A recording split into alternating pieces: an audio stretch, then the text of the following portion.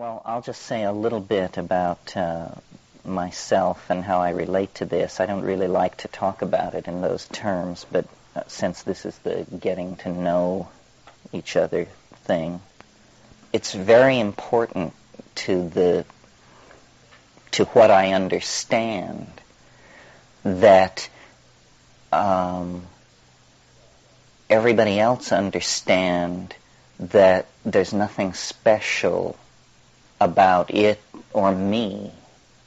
In other words, for what I'm trying to do to make sense, this access to this transcendental realm has to be democratically available. It can't depend on your spiritual accomplishment or your mastery of a technique or something like that. It isn't like that. It's something that is as much a part of us as ordinary people as our sexuality is. And sexuality is not something that is dispensed by gurus. It's just something you figure out and do, you know. And this is much more along those lines. How I explain to myself what I'm doing in this position is that I was just simply incredibly lucky, incredibly fortunate to be at certain places at certain times when they were handing out the good stuff. And so and then I see you in the same way. Someone over here, Fred, said he was looking for the answer to the mystery of life. Well, the weird thing about taking that position is that you can fall into positions where you find it, where you find the answer. And I sort of feel like that's the situation that the deep plant psychedelic community is in. It's a sense of having found the answer, and now the task changes. It's a completely different kind of spiritual universe that you live in after you've found the answer, because the task becomes facing the answer, facing it. You now have it. It's no more about disciplining the passions and all the... No. It's now been handed over. And so what are you going to do with it? And this is, to my mind, in a way, the problem and the challenge that we face globally as a species. You know, if the holy grail of the Western mind was the ability to release energy and form matter and to control nature, then this is now achieved. The goal, so now the whole context of the problem changes, and the problem becomes changing our own minds, controlling the hand that controls the energy. And this is an entirely different kind of problem. It is not to be solved with the analytical knife plunged again and again into the body of nature. That whole approach is seen to be at best passé, at worst bankrupt. So instead, it's about trying to edge up close to nature and feeling as individuals and as a society very peculiar about this. You know, it's like going back to your rape victim and pleading for their forgiveness. And yet, as I've tried to make sense of these psychedelic experiences, first in a general way, saying, you know, what are these molecules for? Or is that a proper question to ask? What are they doing for the plant? What are they doing for me? As I've tried to come to terms with what this might all be about, I've come more and more back to the notion that it all lies in the plants, that our peculiar restlessness, which in modern circumstances has evolved into a rapacious appetite for addictive substances of all sorts, our peculiar inappropriateness in all contexts. So we are not quite simply complex mammals. We are certainly not angels, and we just seem to occupy a very uncomfortable place in the hierarchy of creation. I think this has to do with the fact that we are the traumatized inheritors of a dysfunctional relationship, a relationship that grew dysfunctional in the last 15 to 25,000 years.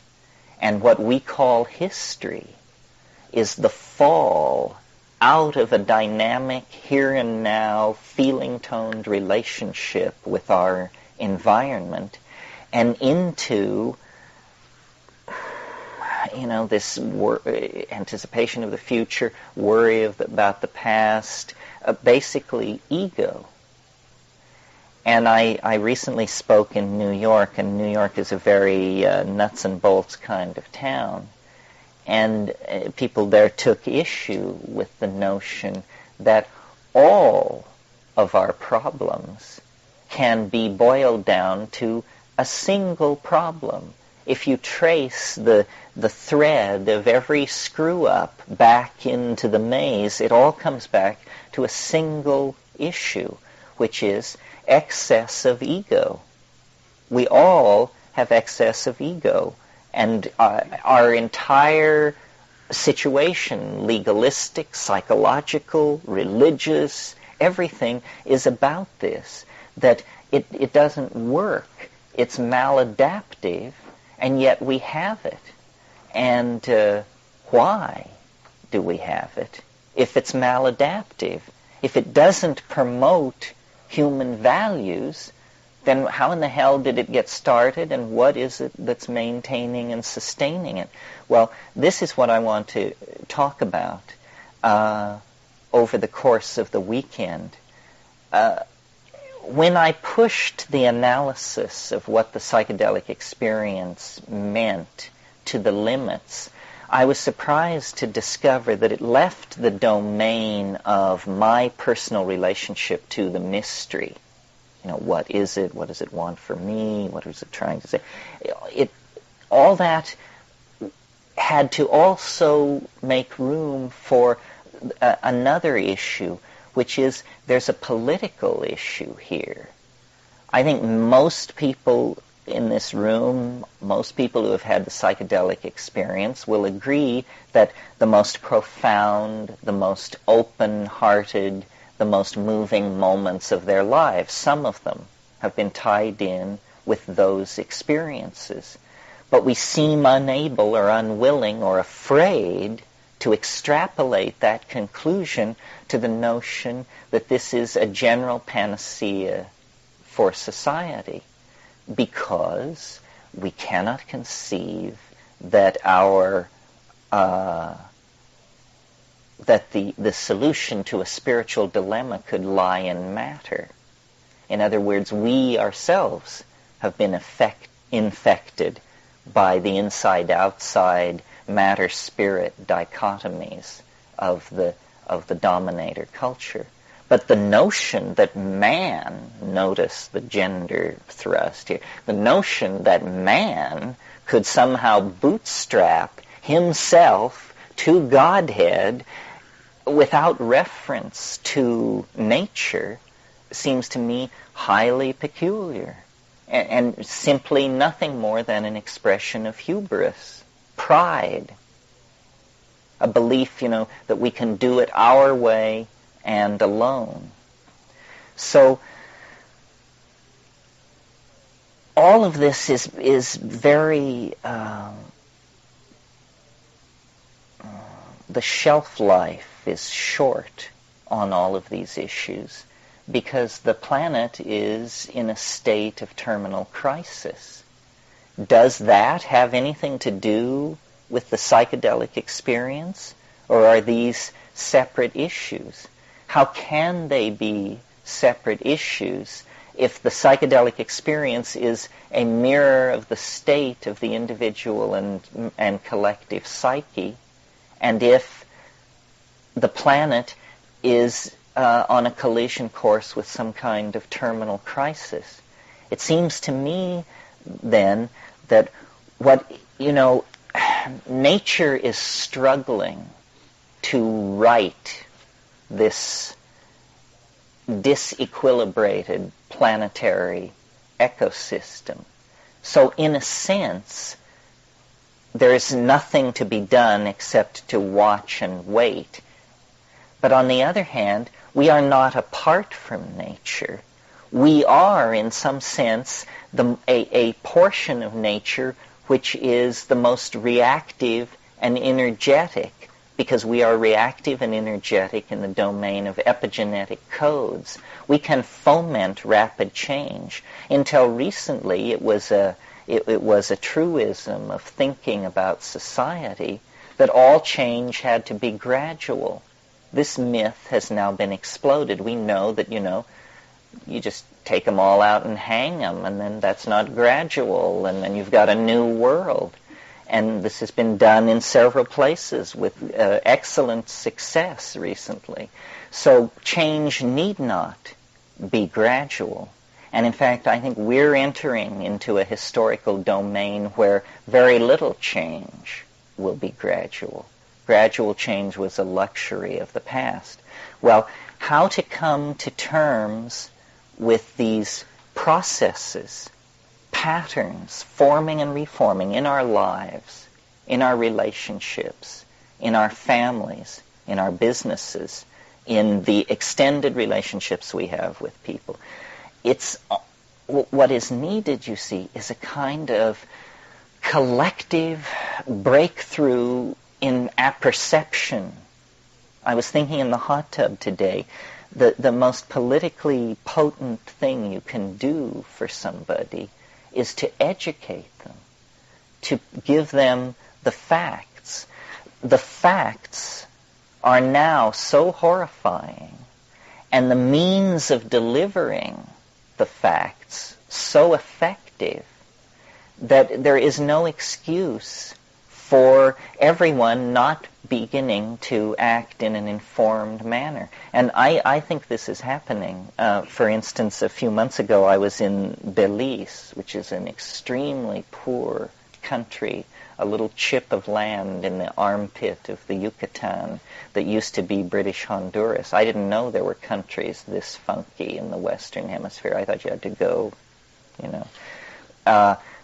They have the fortune, good or ill, of speaking English as a national language. So when the British left, they just simply pointed dishes to the sky, and they get 270 channels of American television. It has completely educated the entire population of the country into an extremely sophisticated strategy for surviving in the real world of the present moment. They understand that their only resource is their nature. So they have made the entire country into a nature reserve. They understand that tourism is their only hope, and that for tourism to work, they must halt the destruction of their environment. This informing people at distant points of the value systems operating at the centers where values are being created allows people to position themselves for success. I mean, a lot is being lost. You cannot pretend that the situation we're in is unambiguously rosy. It isn't. It's extremely complicated.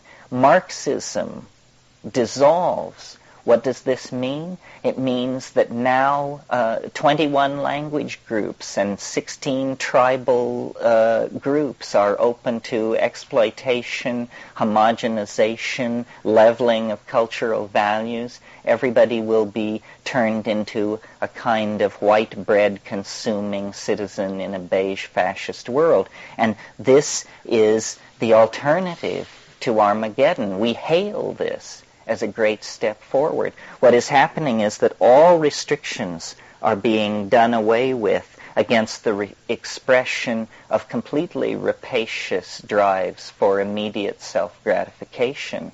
Until 18 months ago, only half the world had permission to behave like assholes. Now this permission is being extended to everyone as quickly as possible as a right, your right to join in the looting of the planet. Well, certainly Stalinism is a bad thing, but is the only ideological counterpoise to that to be high-tech, mindless consumer fascism? I don't think so. In fact, I know not, because there isn't enough metal in the planet to put a Volvo in every driveway of 3.5 billion or 4 billion people. So the search for a serious revolution in values is on. It must come from the spiritual realm. And the spiritual realm, in practical terms, means the imagination. The frontier of our species is the imagination. Now we have to take that slogan and somehow turn it into a technology. How can we go to the place where ideas come from? How can we somehow separate our architectonic fantasies from the ongoing momentum of the planet? Both are valid, you see. But we have to recognize that what we are is almost an ontological transformation of life. We are to life what life is to the inorganic realm. And we need to separate ourselves from the planet. The planet, the entire planet, should be a bioreserve. How many of these oxygen-rich, water-heavy worlds are there? Now, of course, it's pie in the sky to talk about moving all heavy industry into space or to the asteroid belt or something like that. But on the other hand, when you extrapolate a visionless future, even as much as 3 or 4 decades into the future, you see the accumulation of problems on such a scale that then there will be no pulling out of the power dive. Because once a society passes a certain point in the process of dissolution, you just don't make a decision to change. I mean, it's too late. You don't have the engineering skills. You don't have the technical community. You don't have the resource extraction ability. It's all slipped through your fingers. Well, I think psychedelics are catalysts to thought, to imagination, to understanding. And we are like somebody who has been dead drunk while the house was burning down around us. And now we have awakened to the sound of falling timbers and the smell of smoke. And we have a certain limited amount of time to figure this situation out. We don't have 500 years or 100 years. Anybody who speaks in terms of solutions that require 100 years or even 50 years to implement doesn't understand the dynamics of the situation. History has some kind of will for its own transcendence. And I think we are now so close to the dropping of the mask and the realization of what the game was all along that the sense of this nearby revelation informs all of our lives. I mean, drives our dreams, our thoughts, the choices we make, why we're here in this room this evening. It's very big news, I think. The world is not at all as we suppose it to be. I find that very amazing. I mean, that's the bottom line for me. I always think of these things in reference to that scene in 2001 when the anthropoid apes are leaping up and down and screaming and pointing at the monolith. That's what we're doing here in this room. I mean, the subject of this weekend is unspeakable. You know, it can only be obliquely indicated. Whatever you say about it is not true. And yet it is somehow the informing mystery of being, and it is not remote. That's the big news. That the previous human model, which is that we are all poor, groveling sinners, and that gnosis will trickle down to us from the wonderful folks up on top of the steep building nearby where they're conducting mysterious business with liver readings and stargazing, that model is insufficient and insulting, considering the situation we have been brought to by those very stargazing men wearing dresses. So I think what we have to do now is just take the machinery into our own hands. It's a matter of personal responsibility to find out what the world is really doing, what it is. What do you think's going on? What do you think this is all about? Who do you think you are? What do you think English is? How do you really cognize notions like the future, the past, where I've been, what I want? I mean, it's in Moby Dick, Melville says, if you would strike through the mask. Everything is a mask. And just behind that mask lurks, well, what? That's the question. I mean, it's the thing which informs every individual existence, and that's fine, and people have always lived in the shadow of that mystery. But it is our weird privilege to live in an age where there is also to be a collective dropping of the mask, a moment of melting and recasting of what reality itself is to be. So, discussing this, convincing ourselves of it, and then working out the minute details of how it all is inevitable and couldn't be any other way is how we will occupy ourselves this weekend. I'm really conflicted in always in these situations because I feel, for some reason, I suppose it's an ego trip, that I want to be correctly perceived. I, as a person, want to be correctly perceived. And I think of myself as a reasonable person, a person sensitive to concepts like evidence, causality, so forth and so on. And yet, what I have to say is like completely unreasonable. I mean, a messenger bearing news of complete madness approaching from all directions. So, and I got into that position by staying pretty close to the principle of skepticism. I'm not a believer. In fact, when the aliens draped the mantle over my shoulders, they said, it's because you don't believe in anything. This is why you that's why you got this far, because you didn't believe in anything. And it's a good method. Normally, it's a method spawned out of futility. You'll say, well, fuck it, I don't believe in anything. But it's also very good for getting rid of a lot of crap, because the real stuff can take the test of skepticism. The real stuff doesn't have to be bowed down before, and it works. It's on its own. The news is, and it's very hard news to get out because it's news about the structure of reality.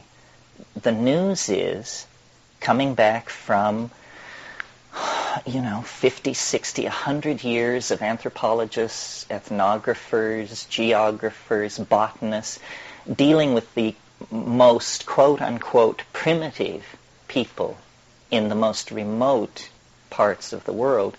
The news is that reality is not at all as we imagined it to be, and that our prowess in the technical sciences is simply a cultural artifact, an accomplishment of ours. Some people do great tattoos. We send spacecraft to the stars. But it doesn't mean we understand anymore. And in fact, the evidence is building that our style of society is the historical equivalent of a temper tantrum. That it has no viability. It's completely self-limiting. It's destructive. And it hands nothing on to its receivers. So I sort of talk to this group, and all the groups that I talk to, from 2 points of view. I'm trying to convince you of something, and yet reason dictates that I assume that you're already convinced, pretty much. So then it's also an effort to figure out what it is we're so convinced of, and then what is so great about it.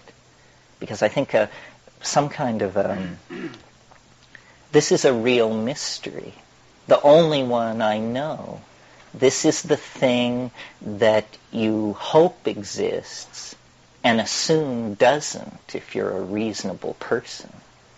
Because it's that, all the dreams of childhood, all the sense of magic and the dissolvability and transcendability of boundaries is returned, is affirmed in this experience.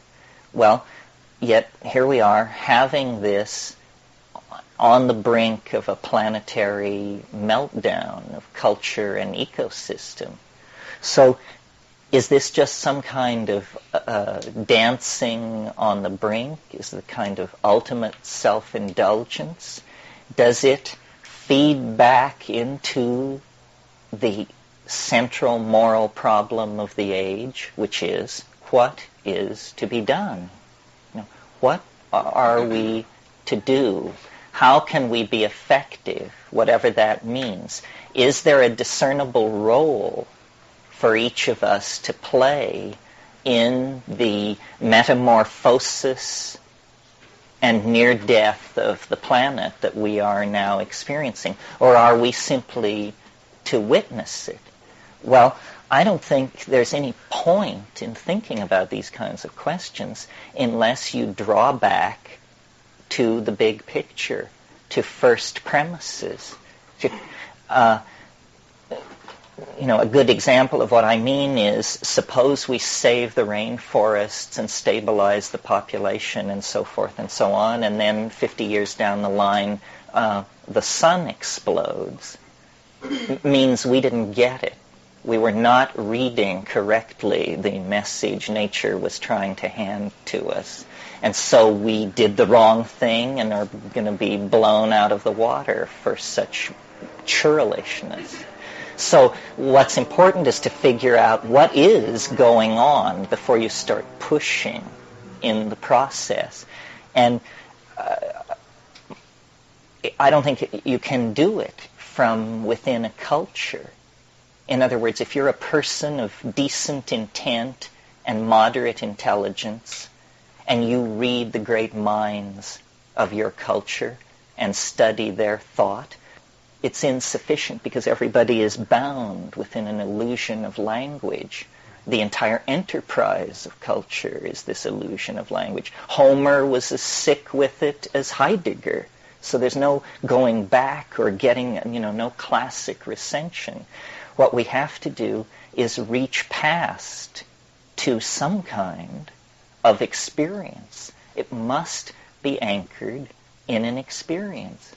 But there is this thing about being human, which we as a culture have ignored, repressed, don't want to talk about, face, or think about, which is you can get loaded. And nobody knows quite what to make of this. We dance around it with the same kind of furious, ambiguous intensity that we also reserve for sex, which is also a boundary-dissolving, momentary loss of self into some kind of greater whole. And it also just drives us into a frenzy. I mean, we establish boundaries, we have hierarchies, we push it this way and that. It just drives us up the wall. whoever she was who designed this system had the good sense to connect this whole sexual impulse very tightly into the generative process, so that there's no way you can get sex out of the human experience. I mean, people have tried in all times and places in many strange ways. 150 years ago, they were putting pants on pianos because it was thought that young men should not see pianos unclothed because it might excite them to impure thoughts. And this is real. In England, in our culture, not New Guinea or the moon, but in England, pianos wore pants. But the psychedelic option is sort of like an appendix. You can have it, but you don't need it, apparently. Apparently. That's the key thing. In other words, whether or not you have the psychedelic experience does not stand between you and the ability to pass on your genes into time. It does not stand between you and continued existence, like the autonomic reflex of breathing. It's a kind of potential loop in development, which we can, as culturally coordinated creatures, choose to follow or choose not to follow. But this development is very recent. Until, pick a number, 10,000 years ago, the onset of puberty, which was, a wave of hormonal release, basically, the onset of puberty was the signal to the social mechanisms of the people to begin the administration of psychedelic plants, to carry people into adulthood, to carry them into a feeling-toned relationship with the mythological material that they had learned as children, but that they now would be expected to exemplify as realized adults within the Gung or Shi culture or whatever it is that they are. We, in our anxiety about all this, and I'll talk about why I'm sure it will come out, but for the present just to say, we have interfered with this, and we have enforced upon ourselves a kind of infantilism. Now, this is a phenomenon that's well known. It's called neoteny. Neoteny is the preservation of adult characteristics into adulthood. Childhood characteristics, or infantile characteristics, or even fetal characteristics. So, for instance, all primate fetuses are hairless, but only the human being retains this fetal characteristic throughout life. The very large head of the human infant, the percentage relationship to body mass remains very much in the fetal end of the statistics throughout life for human beings. We have large heads. The very prolonged period in which cultural skills are acquired, up to 16 years. Well, this tendency toward biological neoteny, which was reinforced by mutagenic influences in the diet, is carried over into culture as a cultural characteristic. And have you noticed that every generation views the generation it spawns as more childish than itself? And we look back to our rugged grandparents who slogged across the plains, and I suppose they look back to people in chainmail who were only 4 feet high, who, could go without eating for 6 months or something. And it just we become more and more soft, more and more infantile. And the final phase of this was just the decision that we never needed to grow up at all. We never needed to find out about the nature of our relationship to being at all. And so the psychedelics were suppressed. And what you have in the pre-adolescent child is an extreme expression of ego. And this is, the 11-year-old child, let's take as the example, is the supreme egoist. And in a sense, we got hung up at that place because we didn't get hung up in it. We fell into it. We were in balance, but the suppression of psychedelics created the precondition that allowed the generation of ego. And it's very complicated. A lot of factors were at work, you see.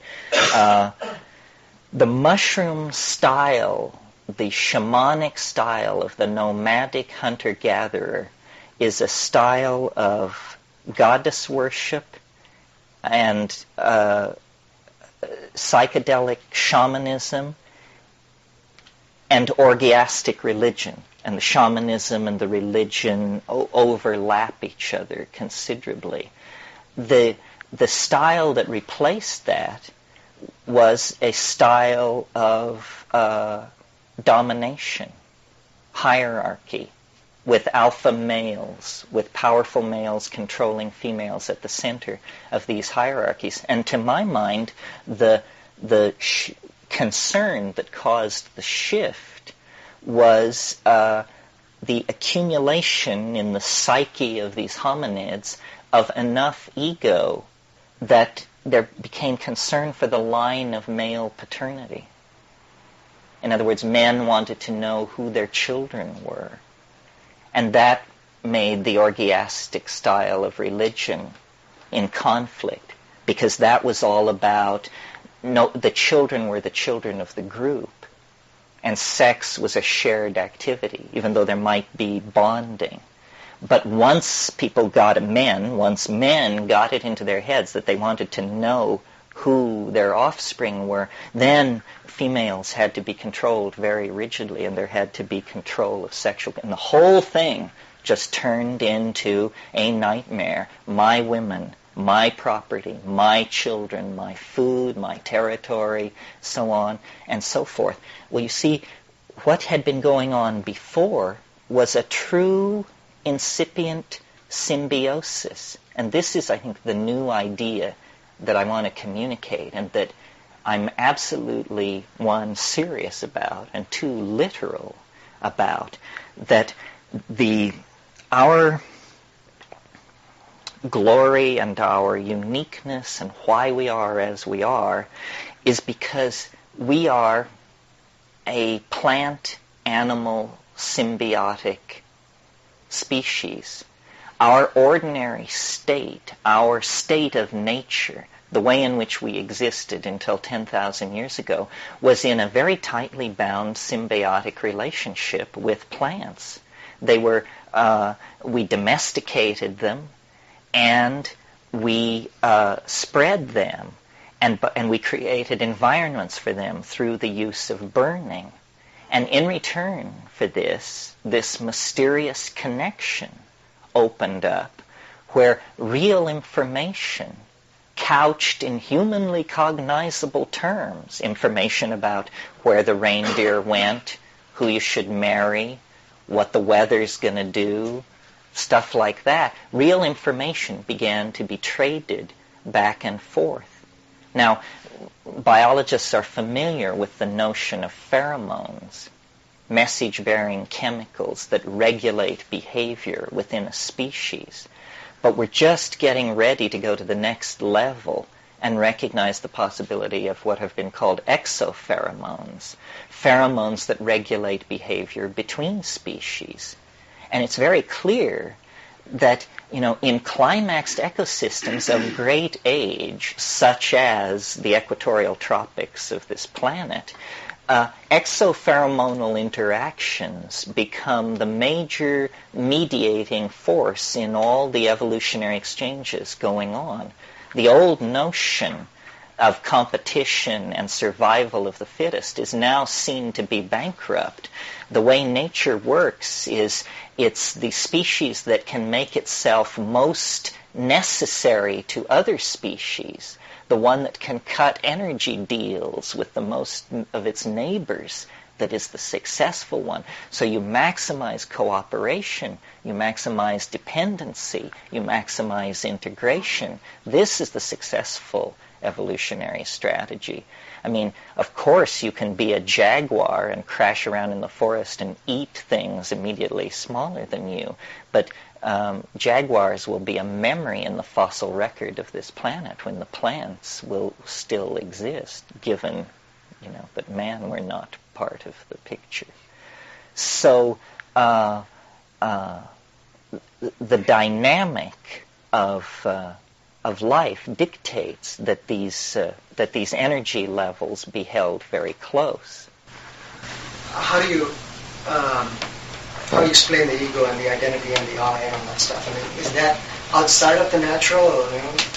Well, no. I think nothing is outside of the natural, but all of this can be explained in terms of climatological flux on the African continent. Very briefly, the primates evolved in Africa. Out of the primates came the hominids, which were these gracile, upright, opposable thumb, binocular vision. And there were a number of these, and they existed for, over the past 6 million years. But Africa and the planet, because of repeated glaciation, is subject to cycles of drying. And every time the ice moved south, primate populations were bottled up in Africa. And we know there have been 4 glaciations. Immediately, the last one, the ice melted 20,000 years ago. And out of Africa, that last time, came pastoralists, people who had domesticated cattle and had a style of following cattle around rather than being just strictly hunter-gatherers. Well, I maintain what happened was these arboreal, tree canopy living apes came under pressure as the continent dried up to expand their diet because the forests were disappearing and being replaced by grassland. Well, most animal species eat only 1 or 2 kinds of food. This is a general rule in nature, and it's in order to hold down exposure to mutagenic influence. But when an animal population is in a situation of food scarcity, the logical thing to do is to begin to test food sources and to expand your repertoire of food. Well, that's what these primates coming out of the trees did. Number one, they began eating meat, which gave them a real interest that they had never had before in these ungulate mammals that were evolving in the grasslands. And they began to test all kinds of other foods in the environment. Well, when you do that, you are exposing your population to mutation. And mutation rates soar. And it was during this period that the human brain size doubled in like 1.5 million years. Someone said it was the most rapid evolutionary expansion of a major organ ever seen in the fossil record. Nothing like it ever happened. Why? What was making this happen? Well, it looks like probably huge numbers of mutations were taking place in this population because people were literally eating anything they could get their hands on. And in this environment of the grasslands, the mushrooms were growing on the dung of these ungulate animals. Well, now a weird thing about psilocybin is that in very low doses so low that you don't feel anything, your vision improves. They've done tests with this, and there is an improvement in visual acuity on psilocybin at low doses. Well, you can imagine the evolutionary impact of something like this on a hunting-gathering population where visual acuity is all that stands between you and grim starvation. It means a population of animals, a population of these evolving hominids that accept the mushroom into their diet, have just been given a tremendous leg up on nearby competing troops that don't have it. It's like chemical binoculars. So immediately then there is a reason, an evolutionary reason, for mushrooms to be eaten and for the spread, for mushrooms to be accepted into the diet as an item and so forth and so on. Well, so then you take slightly more mushrooms, and like all alkaloids and it's a CNS arousal. It means you feel alert, you feel interested, you want a boogie, and also if you're male, you can sustain an erection. So arousal means arousal. So then this stuff is an enzyme promoting sexual activity at that level. Well, sexual activity, the number of copulations that occur within a population is directly related to the number of successful impregnations. So suddenly you have these horny primates, be a lot of more interest in sexual contact and partners and all that. This means that these psilocybin-using creatures that are now more successful at hunting and more interested in sex have all kinds of pressures on them that will force them to outbreed the dull, uninteresting folks who don't use mushrooms at this point. Well, so then yet higher doses, it changes, and it's no longer about sexual activity or clarity of vision. It becomes about the psychedelic trip, this tremendum, which is as awesome to you and me as it was to these so-called primitive folks 20,000 years ago. We don't know what to make of it. They didn't know what to make of it. They founded a religion about it. We're trying to start the engine of the same religion all over again. And the way in which this religious ecstasis manifests itself is in language activity, in cognition, but in glossolalia, in spontaneous outbursts of syntactically organized vocal activity.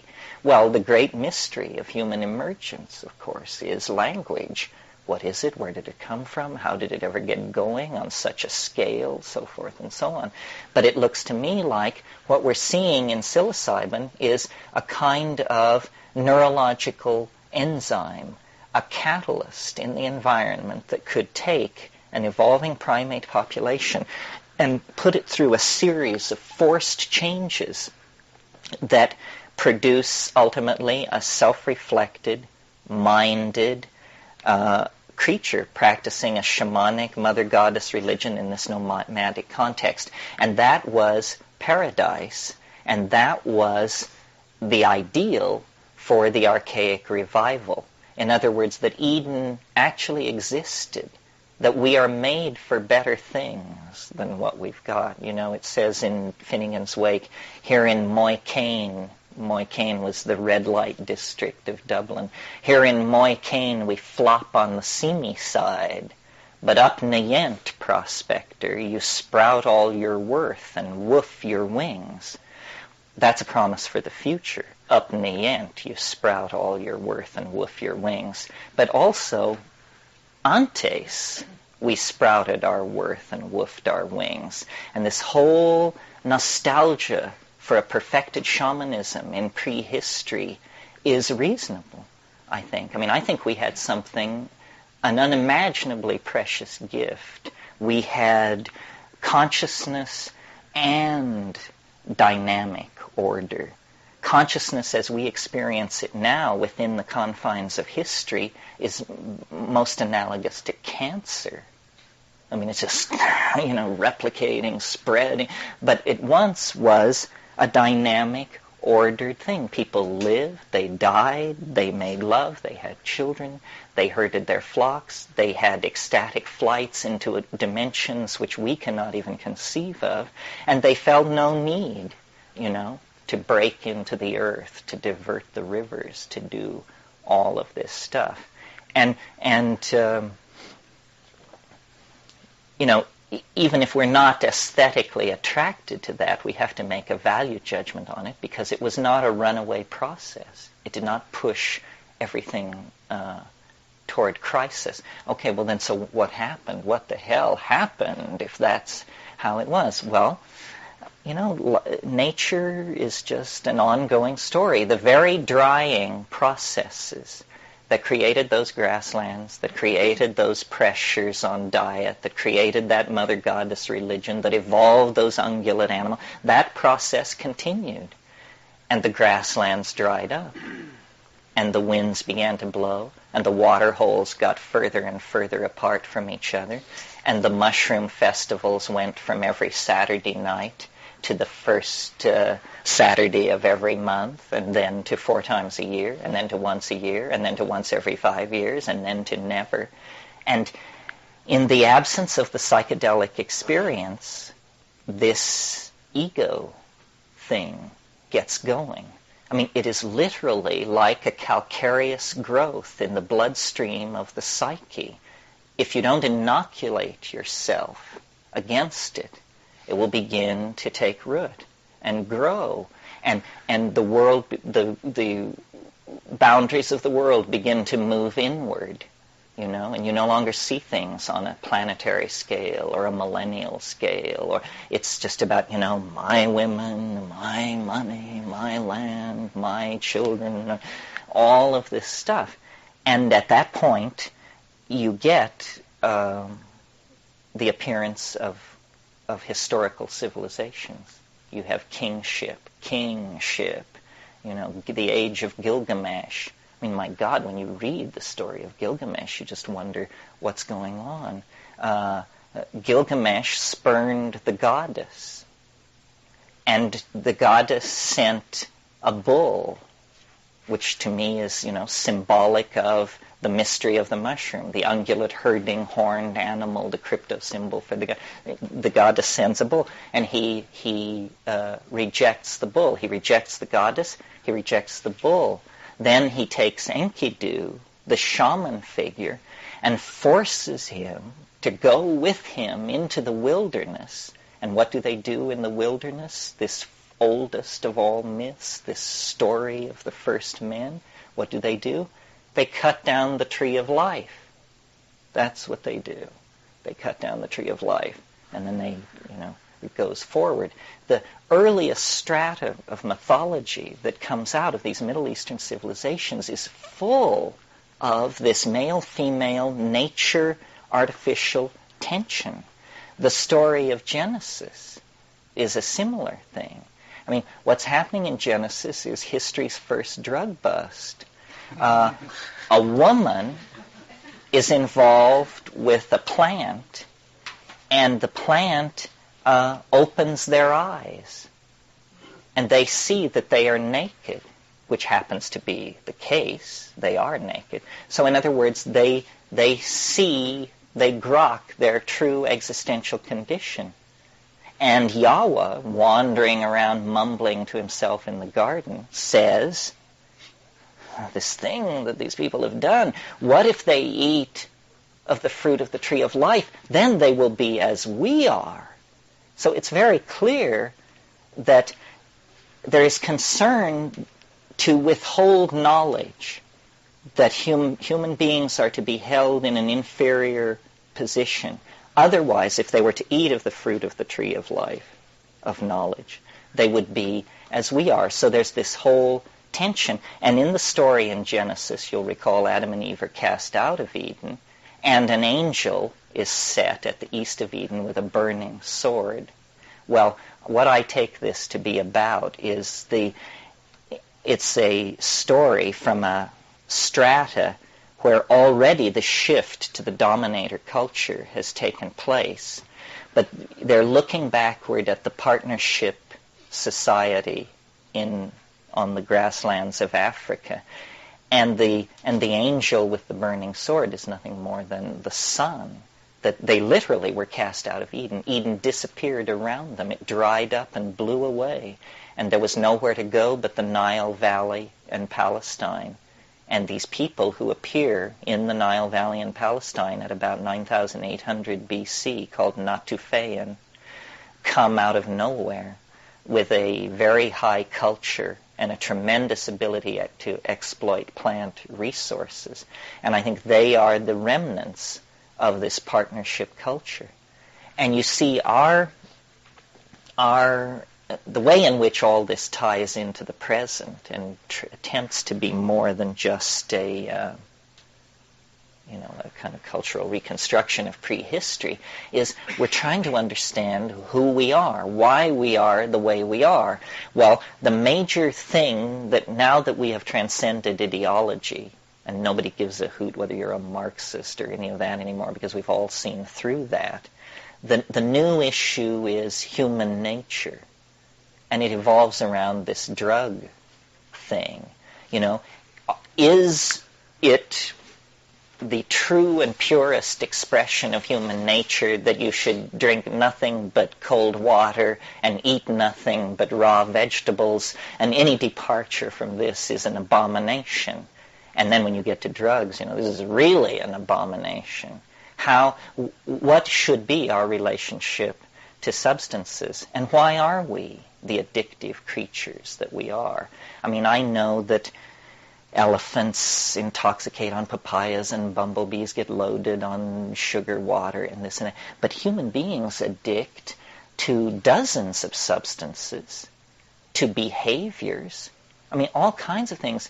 A guy goes out in the morning to pick up his paper off his porch, and it's not there. And he has a heart attack. He has to sit down. My God, what am I going to... And he has to have instant relief from the traumatic crisis of the non-presence of the morning information fix. And the phenomenon of falling in love, which doesn't really happen with other animals. Other animals bond, but they don't go bananas in the way that we do on this issue. We're chemically highly cued in a way that a lot of animals around us aren't. So then history, because of this addictive drive within us that we have, because of this disrupted symbiotic relationship in prehistory. See, we're looking for the score, but we can't quite find it. Imperialism doesn't do it. Heroin doesn't do it. Sadomasochism doesn't do it. Nothing quite does it. But we keep trying stuff. Cocaine, money, fascism, mercantilism, ideology, all of this stuff. We are very, very restless. And the path of our restless, frantic peregrinations across the intellectual landscape is what we call history. It's our effort to try and get straight, get back to something which we feel we deserve and that we lost, and that we don't know quite what it was. Well, meanwhile, in the rainforests, in the Arctic tundra, these little brown people have been keeping the gnosis going, never questioning, never doubting, millennia after millennia, going into these hyperdimensional mind spaces and operating there. While this has been going on, we have been elaborating positivism, scientific philosophy, building atom smashers, so forth and so on. We have created, then, out of our infantile cultural style, what Erich Fromm would call a fecal cultural style, because we just excrete stuff, all kinds of stuff. They have held this mystery. But to my mind, the mistake that has been made is that it's been thought that they understood it. That we now go to the shamans and they will explain to us what the inner skinny is on all this. That isn't it. There's no explaining this. Once you've been there, you know the futility of a notion like understanding the psychedelic experience. It's like understanding the ocean or understanding a planetary ecology. We think that things are to be understood, but some things are simply to be, appreciated, imbibed, to be in the darshan of